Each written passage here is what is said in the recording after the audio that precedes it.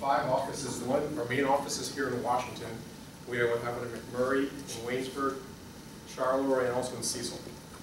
And our Cecil office is on the latest one.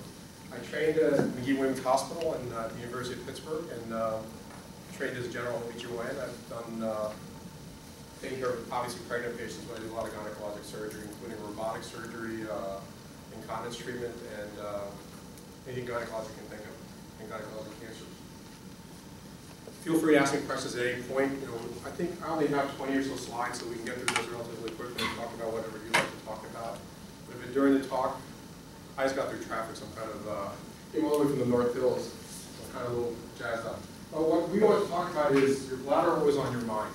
And so a lot of people know this scenario here where no matter where they are, they feel like they have to run to the bathroom. And for whatever reason, so we're going to talk about what causes that to happen and how we can fix it.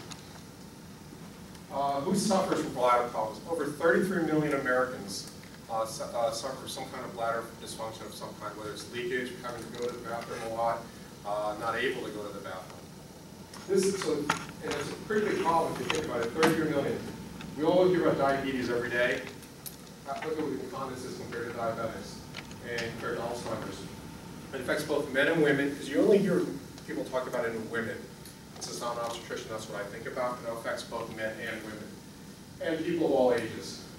And just kind of talk about what we all feel like that happens. There's many kind of bladder control problems, but I'm going to talk about 3 main ones. One's called stress incontinence. That's where you lose urine with coughing, sneezing, laughing, jumping, just regular activity, climbing the stairs. Urinary retention or overflow incontinence is where you can't empty your bladder at all, and then you leak urine because it gets too full.